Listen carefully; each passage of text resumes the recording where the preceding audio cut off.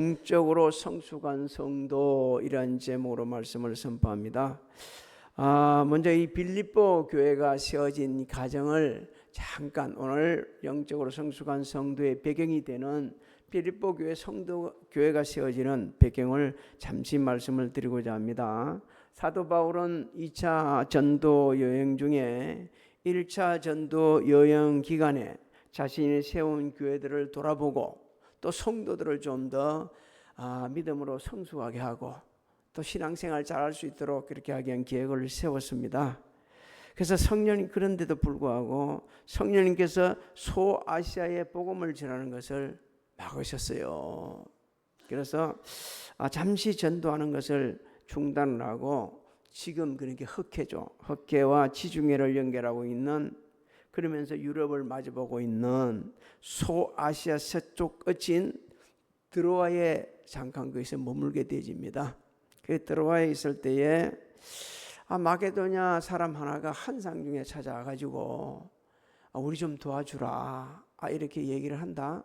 그래서 그것을 이제 사도 바울은 이렇게 알아듣습니다. 하나님께서 소아시아에서 복음 전하지 말고 유럽으로 가서 복음을 전하는가 보네, 이렇게 생각을 하게 되고 순종을 합니다.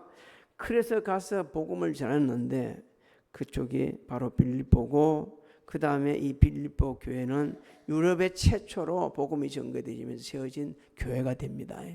그래서 교회가 되었고, 또 이 빌립보 교회가 세워질 때에 어디서부터 시작되냐면 옷감 장사인 루디아 집에서부터 시작이 됩니다. 성도들도 그리 많지 않았어요. 루디아 그 집 그 사람들, 그 다음에 또 여러분 잘 기억나실지 모르겠는데 귀신 들린 여종 고쳐줬잖아요. 그 사람들, 그 다음에 감옥에 들어가가지고 죽도록 자기를 두들겨 편 그 사람들, 이 사람들이 그 빌립보 교회 성도들이었어요. 처음에 시작한 성도들이었어요. 근데 이 성도들이 잘 자라가지고 굉장히 참 사도 바울의 많은 힘을 실어주는 아주 귀한 일꾼들이 다 되었습니다. 당시 그러면 빌립보는 복음을 전가하기 쉬운 곳이냐? 그렇지 않은 곳이었어요. 로마의 군사적인 전초 기지로 유럽과 아시아를 연결하는 통로였습니다. 오늘날 이제 그리스 지역이죠. 빌립보는 마게도냐가 주도였고 헬라인, 로마인, 아시아인들이 함께 더불어 살아가고 있었어요. 다양한 민족이 살고 있었습니다. 그런가 하면 각종 철학, 종교, 미신 등이 승한 곳이 바로 빌립보였습니다. 그런 곳에서 이제 복음을 전하고 교회가 세워져서 이렇게 훌륭한 주의 일꾼들이 세워지게 된 거죠. 자, 오늘 이 말씀을 통해 가지고 사도 바울은 지금 정말 성숙한 성도는 어떤 특징을 갖고 있느냐, 이것을 갖다 읽혀주는 아주 귀한 말씀입니다. 제일 먼저 종의 자세로 섬긴다. 성숙한 성도의 특징 중에 하나가 종의 자세로 섬긴다는 거예요. 사도 바울은 오늘 본문 말씀을 좀 조심히 한번 보시기 바랍니다. 자기 신과 디모데를 누구의 종이라 그러죠? 예수 그리스도의 종이다, 이렇게 말을 하죠. 이렇게 자신을 갖다가 이렇게 예수 그리스도의 종이라는 것은요, 자신의 영적 정체성을 바로 알고 있었다는 의미예요. 또 자신은 하나님께 속한 자다, 예수님께 속한 자다, 이것을 항상 인식하고 살았다는 겁니다. 여러분, 내가 어디에 속했는가를 잘 생각해 봐야 돼요. 교회는 생수기에 속해 있지만 우리는 하나님께 속한 자들입니다. 믿습니까? 하나님께 속한 자들은 하나님의 종, 예수님께 속한 자는 예수의 종들이에요. 사도 바울은 하나님께서 지혜인 중에 계수였던 자신을 구원해 주시고 이렇게 주의 일꾼으로 삼아 주신 그 은혜를 항상 감사하면서 기억하고 있었습니다. 디모데전서 1장 15절로 16절을 한번 읽어볼까요? 시작. 미쁘다 모든 사람이 받을 만한 이 말이여, 그리스도 예수께서 죄인을 구원하시려고 세상에 임하셨다 하였도다. 죄인 중에 내가 괴순이라. 그러나 내가 긍휼을 입은 까닭은 예수 그리스도께서 내게 먼저 일체 오래 참으심을 보이사 후에 주를 믿어 영생 얻는 자들에게 본이 되게 하려 하심이라. 자신이 구원받은 은혜에 대해서 늘 기억하며 감사하며 살았던 사도 바울의 모습, 여러분 우리의 모습이 되어야 될 줄로 믿습니다. 그래야 우리가 종의 자세로 섬길 수가 있는 거예요. 영적 정체성을 잊지 않고 살아가는 겁니다. 나는 누가 뭐래도 세상의 사람들이 무슨 욕을 할지라도 나는 하나님께 속한 자입니다. 나는 예수님께 속한 자입니다. 자랑스럽게 생각하고요. 그리고 그 성숙한 성도는 하나님께서 베풀어 주신 은혜를 기억하고 있다 보니까 언제든지 종의 자세로 기쁘게 섬기는 거예요. 이 종에 대해서 어느 목사님이 참 제대로 알기 쉽게 또 웃을 수밖에 없는 상황으로 잘 설명해 준 분이 있는데 제가 옮기는 것도 조금 좀 부족합니다만 이분이 이렇게 얘기를 하고 있어요. 마당새가 할 일은 주인이 시키는 대로 이제 썰고 집안을 잘 관리해야 된다는 거예요. 그런데 어느 날 아침에 주인이 보니까 집안이 막 형편없이 들어오고 있어서, 야 마당새야, 너 왜 이 마당 안 쓰고 집을 이렇게 더럽게 해놨냐니까, 오늘은 기분이 나빠서 못 썰겠습니다. 그러면 그날로 그 종은 죽는 거라는 거예요. 종은 그렇게 하면 안 되는 거예요. 기분이 좋든 나쁘든 몸이 좋든 나쁘든 상관없이 종은 누가 시킨 대로, 주인 시킨 대로 해야 된다는 거예요. 제가 하니까 별로 안 우습잖아요. 그런데 그 사람이 그 목사님한테 너무 웃기게 잘 설명하더라고요. 너무 웃기게. 우리한테 이런 자세가 있어야 됩니다. 나는, 다시 우리 같이 고백해요. 나는 예수님의 종입니다. 말로 하지 말고 삶으로 시인을 해야 되는 거예요. 그럴 때 우리가 아름답게 섬길 수가 있는 겁니다. 또 사도 바울은 이 말씀을 통해 가지고 우리에게 정말 네가 영적으로 성숙한 사람이냐, 그렇다면 신실한 일꾼들을 양육한다. 신실한 일꾼을 양육에 힘을 쓴다는 거예요. 사도 바울은 전대 여행을 하면서 드베와 루스드라에 갑니다. 그 갔을 때에 디모데를 만나는 거예요. 아주 젊고 유능한 청년 디모데를 거기서 만납니다. 그리고 전도 여행에 함께 할 것을 제안을 하죠. 같이 가죠. 그 후 디모데의 사역 인생에 있어서 멘토가 되어줍니다. 영적 아버지로서 디모데를 사랑합니다. 주 안에서 철저하게 양육을 합니다. 그래서 오늘 말씀해 보니까 둘이 다 예수의 종이 되어가지고 지금 함께 섬기고 있는 거예요. 좋은 동역자가 된 겁니다. 그러면서 나중 디모데에게 부탁하죠. 너 사람 양육해야 된다. 제자 훈련 잘해가지고 사람들 똑바로 세워야 된다고 권면을 하죠. 디모데 후서 2장 1절로 2절을 한번 읽어볼까요? 시작. 내 아들아, 그러므로 너는 그리스도 예수 안에 있는 은혜 가운데서 강하고 또 내가 많은 증인 앞에서 내게 들은 바를 충성된 사람들에게 부탁하라. 그들이 또 다른 사람들을 가르칠 수 있으리라. 여러분, 오늘날 교회 사명 중에 하나가 말씀으로 일꾼들을 양육하는 겁니다.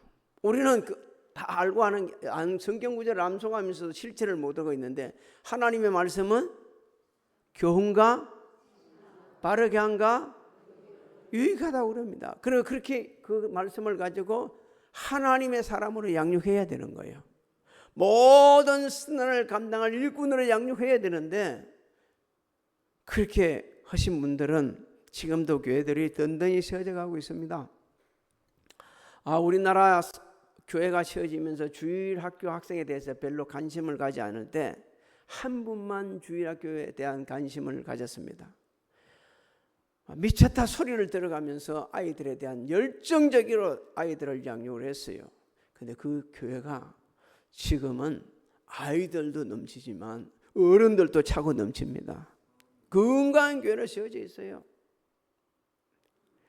훈련해야 돼요. 그런데 참 안타깝게도 훈련 안 받으려고 그런다. 어린아이들, 청소년, 청년들, 장년들 주의 말씀으로 양육해야 되는데 양육받기 싫어해요. 하나님의 말씀을 어떻게 하면 더 잘 읽고 어떻게 하면 깊이 이해하도록 할 수 있을까 해가지고 우리 교회는 우리 사모님이 성경 66권을 계속 이어가면서 퀴즈를 내면서 문제를 내고 있어요. 저는 오후 예배에 66권 전체를 다루가면서 이렇게 돼 있습니다. 이 길 보면서 성경 읽으시고 하거든요. 많지 않은 우리 성도들 참여하는 프로테이지를 보게 되면 10%도 안 되는 거예요. 너무 안타깝지 않습니까? 우리가 하나님의 말씀이 없으면요, 하나님의 사람이 될 수가 없습니다. 주의 종으로 섬길 수 없습니다. 세상 사람과 똑같은 삶을 살 수밖에 없어요. 사도 바울은 계속해서 디모데에게 권면을 했습니다. 사람 양육해야 된다. 사람 양육하지 않으면 안 된다.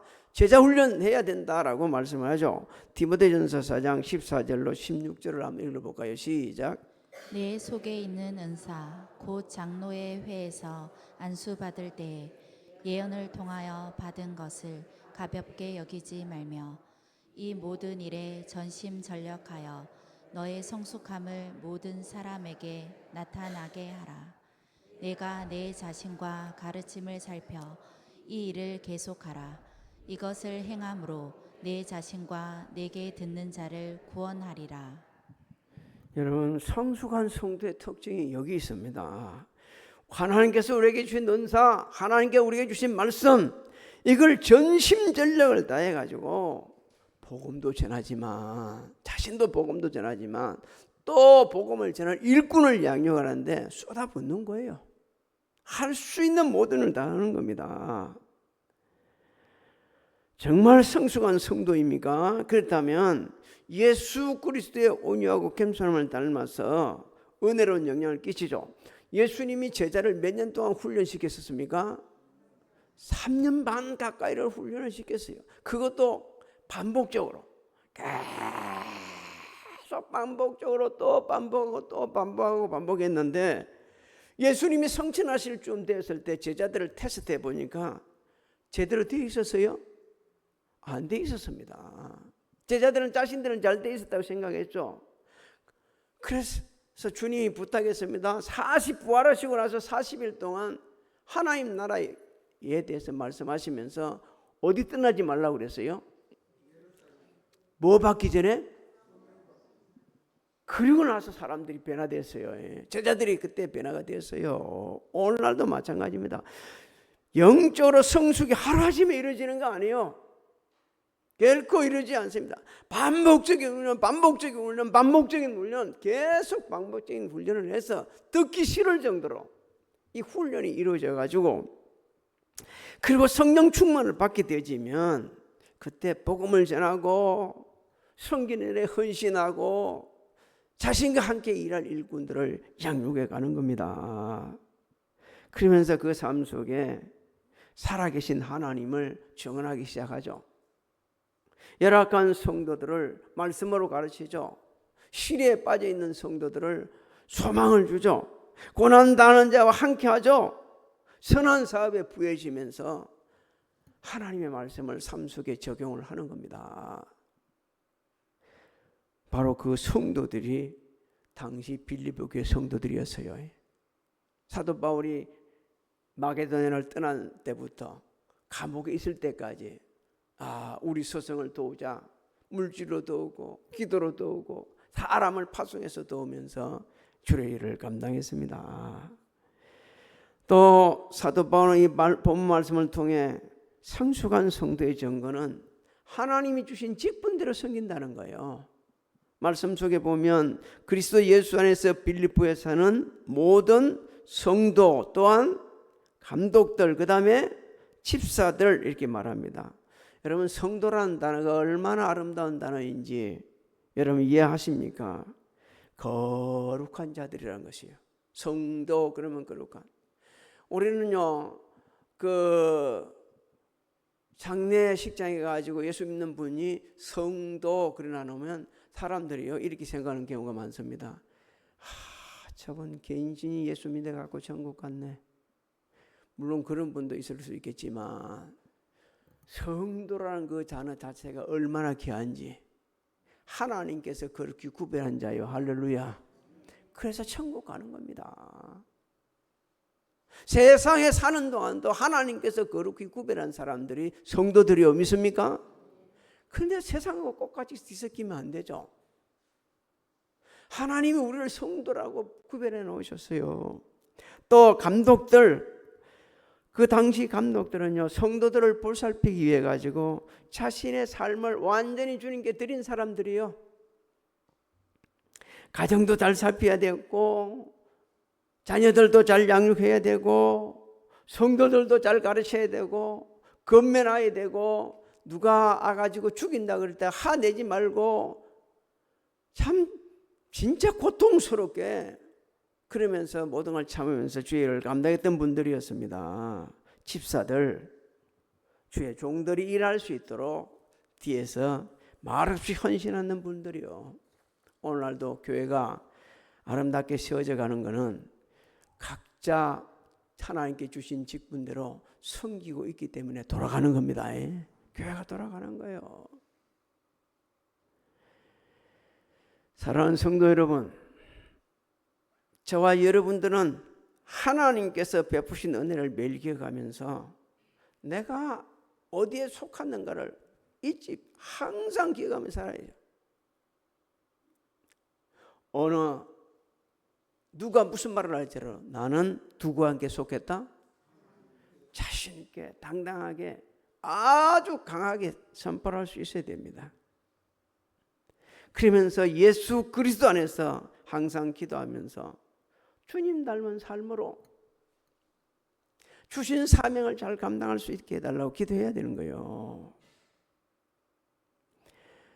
성숙한 성들은 꼭 같은 상황인데도 불구하고 다른 사람이 낙심하고 주저앉을 때 낙심하고 주저앉지 않습니다. 오히려 하나님 앞에 기도하고 찬양하고 하나님 말씀으로 위로와 소망을 주는 삶을 살아갑니다. 사도 바울은 빌립보에서 복음을 전하다가 귀신 들린 여종을 고쳐주죠. 이로 인해 그 주인이 자기 수입이 끊어진 것을 보고 거짓 고발을 해가지고 무고한 고발을 해서 감옥에 들어가게 됩니다. 간수하게 아주 죽도록 두들겨 맞습니다. 그 안에 감옥에 가보니 제가 빌립보에 가보니까 감옥은 이미 무너져 가지고 없어요. 이게 조금만 숨어 있어요. 그래도 이 말씀을 기억하면서 울컥하더라니까요. 아주 울컥하더라고요. 그 감옥이 위에 있다면 그 밑에 저자글이라 그러죠. 상인들 상가 있던 걸 갖다 해놔서 복원을 지금 시키고 있는 중에 있더라고요. 그 울컥하더라고요. 발레트에 갔을 때 루디아 만나는 그 장소에 가서도 울컥하고요. 그런데 이 두들겨 맞았어요. 그런데 두들겨 맞았는데 바울과 실라는요, 그 감옥에 같이 있는 그 사람들과 똑같이 감옥에 있는데도 불구하고 뭘 했냐면 하나님 앞에 뭐 했어요? 찬송하고 기도합니다. 그러다 보니까 뭐가 움직이죠? 귀신이 일어나요. 그리고 그 자신을 죽도록 두들겨 편 그 간수, 그 가족들에게 복음을 전하죠. 우리 다 암송도 할 수 있겠지만 한번 그 부분도 살펴봅니다. 사도행전 16장 30절로 31절 시작. 이르되 주 예수를 믿으라. 그리하면 너와 내 집이 구원을 받으리라 하고 주의 말씀을 그 사람과 그 집에 있는 모든 사람에게 전하더라. 여러분, 성숙한 성도는요, 환경에 굴복하는 것이 아니고 환경을 다스려가는 사람들입니다. 그래갖고 그 환경을 오히려 각한 상황도 선용을 해가지고 하나님께 영광을 두고 살아계심을 증언하고 복음을 전해서 구원으로 사람을 인도하는 지혜로운 삶을 살아가는 거예요. 열정적인 삶을 살아가는 겁니다. 이제 3절로 11절을 보면 사도 바울은 우리에게 또 놀라운 진리를 이렇게 주죠. 네가 정말 신앙의 성숙하냐? 그러면 주의 일에 항상 합력하여 선을 이룬다. 언제나 기도하고 감사하는 삶을 산다. 이렇게 말씀을 하고 있죠. 사도 바울은 복음을 전하다가 로마 감옥에 감금이 되었습니다. 죽을지 안 죽일지도 모를 정도로 그런 상황이었죠. 학자들에 의하면 일단은 풀려났다고 그렇게 이야기를 해요. 그래서 빌립보 교회 가기도 했다고 그러지만 우리는 다 정확하게 알 수는 없죠. 알 수는 없지만 4절 5절을 보십시오. 그 감옥 속에서 지금 사도 바울이 빌립보 교회 성도들을 위해서 뭐 한다고 하고 있는지 시작. 간구할 때마다 너희 무리를 위하여 뭐하여? 기쁨으로 항상 간구를 합니다. 왜? 너희가 첫날부터 이제까지 복음을 위한 일에 참여하고 있기 때문이라. 감옥 속에서 다른 사람 위해서 기도한다? 보통 사람은 할 수 없는 일이에요. 우리는 조금 몸이 아파도 다른 사람 위해서 기도할 생각 못합니다. 왜? 내가 아픈데 누구를 알겠냐? 근데 사도 바울은요, 그 절박한 그런 상황 속에서도 기도를 하는데 기도할 수밖에 없었다고 얘기하고 있죠. 첫날부터 이제까지 복음을 위한 일에 참여하고 있기 때문이라. 있기 때문이라. 빌립보 교회 성도들은 사도 바울의 좋은 영적 파트너가 되었습니다. 마게도냐로 떠나던 사도 바울이 마게도냐로 떠나던 그 초기부터 로마 감옥에 투옥된 그 상황까지 죽을 힘을 다해서 합력하여 선을 이루었어요. 성경에 보게 되면 빌립보 교회는 결코 부자 교회가 아니었다고 그랬습니다. 너무너무 가난했다고 그랬습니다. 그런데도 사도 바울을 도왔고, 또 고린도 교회는 부자인데도 주의 일을 못할 때, 예루살렘 교회가 어려울 때 아주 있는 힘을 다해서 도운 교회가 빌립보 교회입니다. 빌립보 교회. 뭐 했기 때문에? 신앙이 성숙했기 때문에. 그 거룩한 일에 감당할 수 있었던 거예요. 오늘날 성숙한 성도도 마찬가지입니다. 범사에 감사하며 기도합니다. 주의 일에 허리띠 조아매고 쓸 거 안 쓰고, 먹고 싶은 거 안 먹고, 그리고 이렇게 조금 해놨던 것을 주의 일이라면 그냥 갖다 드리는 거예요. 지금은 대전에서 가서 살고 있는 우리 그 권사님 계셨습니다. 그분이 저한테 이 얘기를 이렇게 합니다.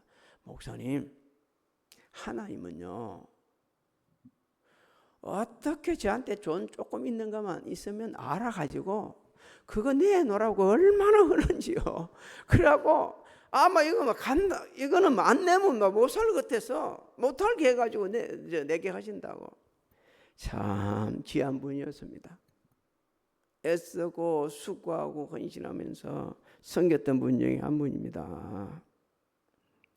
사랑하는 성도 여러분, 우리는 우리가 가지 못하는 곳에서 사역을 감당하고 있는 선교사들과 함께 합력하여 선을 이루어야 합니다. 저 시골에 할머니 한두 번 놓고 떠날 수도 없고 안 갈 수도 없는 이런 상황에서 교회를 지키며 목회하는 분들을 위해서 합력하여 선을 이루어야 돼요. 요즘에 유튜브에 가끔 올라오죠. 교회는 덩거리 크게 씌워져 있는데 다 시골에 사람들이 떠나 없어. 그래서 그 나이 많은 어른이 할 수 있는 일이라는 거는 그 교회 청소하는 거예요. 깨끗하게 보존해 놓는 거예요. 다시 생을 떠날 때까지. 이런 상황에 있는 교회들이 지금 교회가 시골에서는 텅텅 빈고 없어요. 사람이 그런데도 떠나지도 못하고 이러지도 못하고 그에서 붙들고 있는 주의 종들 합력하여 손을 이어야 됩니다. 하나님은 그렇게 하는 교회, 그런 성숙한 성도를 통해 역사를 하신다고 6절을 통해 말씀을 하고 있죠. 6절을 한번 읽어볼까요? 시작. 너희 안에서 착한 일을 시작하시니가 그리스도 예수의 날까지 이루실 줄을 우리는 확신하노라. 반드시 하나님께서 풍성한 결실을 가져오게 할 것이다. 우리 교회에 풍성한 결실을 가져올 줄 믿습니다. 우리 사랑하는 성도들의 가정, 직장, 사업장, 자녀를 통해서 풍성한 결실을 가져올 줄 믿습니다. 이 소망을 가져야 돼요. 확신을 가지고 거룩한 주의를 감당하는 겁니다. 7절, 8절도 한번 읽어봅니다. 뭐라고 말씀한 시작. 내가 너희 무리를 위하여 이와 같이 뭐 한다고 생각하는 그러죠? 것이 마땅하다고 마땅하니 합니다. 왜 그렇다고 그러죠? 이는 너희가 내 마음에 있음이며 나의 매임과 복음을 변명함과 확정함에 너희가 다 나와 함께 은혜에 참여한 자가 됨이라. 할렐루야. 내가 예수 그리스도의 심장으로 너희 무리를 얼마나 사모하는지 하나님이 내 증인이시니. 할렐루야. 나와 함께 은혜에 참여하는 자 믿습니까? 사도 바울이요, 그 복음 전하면서 고난스러운 일에 동참하고자 하는 성도 그리 많잖아요. 요즘에 우리 한국 교회가 많이 어렵지 않습니까? 근데 제일 먼저 줄이는 게 뭘 줄이냐? 선교비를 줄이는 거예요. 선교비. 우리가 각자 가정이 제일 어려울 때 제일 먼저 줄이는 게 뭐죠? 안 어려워가지고 모르는가 보네. 감사합니다. 감사합니다. 기본적인 것들 진짜 이게 없으면 안 되는 것부터 시작해가지고 딱딱 줄이잖아요. 근데 교회에서 제일 먼저 줄이는 게 선교비인데 여러분 선교비 줄이면 안 됩니다. 선교사들은요 선교비 안 넣으면 죽는 거예요. 죽는 거예요. 그건 우리가 많지 않는 그런 가운데서도 선교를 하고 있는데 이분들이요 그걸 얼마나 고맙게 생각하고 감사하는지 모릅니다. 얼마나 힘이 되는 건지 몰라요. 필요한 대로 다 도울 수가 없어서 참 안 됐지만 앞으로 우리는 주의 일을 감당하는 마음으로 더 많이 그리고 더 충분히 도울 수 있는 우리 교회가 되어야 될 줄 믿습니다. 그래 해가야 돼요. 그래서 사도 바울은 너를 너무 소중히 여긴다. 그냥 보통으로 생각하는 게 아니단 말이에요. 너무 소중히 여긴다. 그래서 그만큼 너희를 귀하게 여기는 것은 누가 내 정인이라고요? 하나님이 내 정인이 된다 이렇게 말합니다. 성숙한 성도들은 주 안에서 서로를 소중히 여깁니다. 너무 성도들이 소중한 거예요. 때로는 의견 충돌도 있지만 그 의견 충돌 때문에 단절하는 어리석은 자가 되지 않습니다. 오히려 의견 충돌이 있을 때에 더 가까이 다가가고 소중하기 때문에 서로 더 다가가서 어려운 것들을 풀어가면서 그러면서 너무너무 감사하게 여기면서 같이 사랑하고 마지막 순간까지 함께하는 거예요. 그래 한번 생각해 보세요. 자, 우리가 이 세상 일을 마치고 하나님 나라에 갔을 때 제일 먼저 알아볼 수 있는 사람이 누구일까요? 아이고 연순 권사님 왔네. 얼마나 좋겠어요 갔을 때. 아이고 왔네. 그러니까 또 내가 먼저 갈 것처럼 생각했어서 또 그러네. 우리가 좀 생각 좀 해봐야 돼요. 얼마나 우리가 그 가서 만났을 때 중요하지만 또 밖에서 한번 만나보세요. 3번에서 우리 성도들을 만나보세요. 얼마나 반가운지. 오늘 또 내가 교회 오니까 김두한 지사에 앉아있네. 내가 놀래가지고 첫 번째 물은 게 뭘 물은 거 같소? 아니요, 나 그렇게 안 물어요. 아주 왔어요? 내가 첫 번째 물기 아주 왔어요? 물어봤어요. 그러니까 아주 왔다 그래서 너무 고마워요. 박수 좀 쳐주시다. 아이 베트남 있는다고 고생해서 1년 좀 더 있어서 세상에 우리 김도환 이사님은 되는 것도 많아. 그래가지고 다 결국은 정착은 어디요? 한국이요. 대한민국이요. 우리나라. 얼마나 반가운지 몰랐어요. 그것으로 반갑다는 건 너무 소중히 여기는 겁니다. 너무 소중한 거예요. 한 심령 한 심이 소중합니다. 예배 중이지만 옆 사람 보고 이렇게 인사합니다. 나에게 있어서 집사님, 권사님, 장로님은 너무너무 소중합니다. 너무 소중합니다.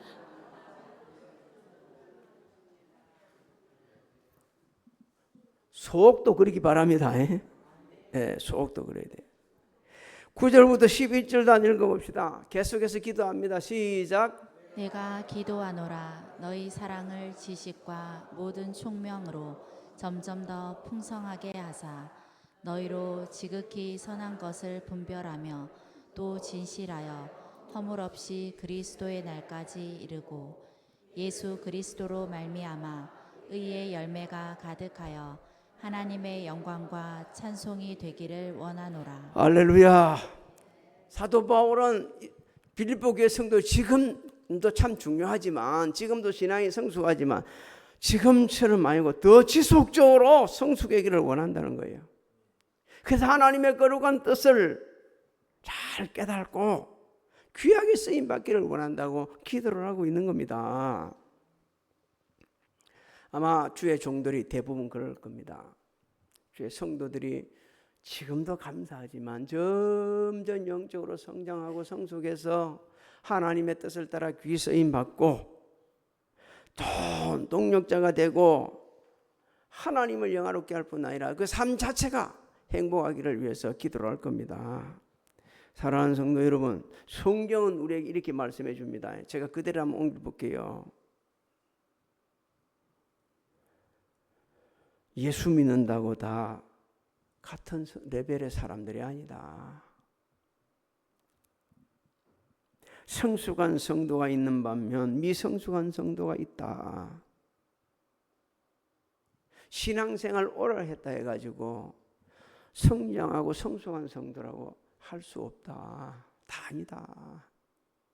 신앙생활은 참 오래 했지만 아직도 영적 어린아이가 있다. 제가 얘기하는 게 아니고 히브리서 기자가요 그렇게 말씀을 하고 있습니다. 그리고 책망까지 합니다. 사도 바울도 부끄러운 자기 가거를 고백을 하죠.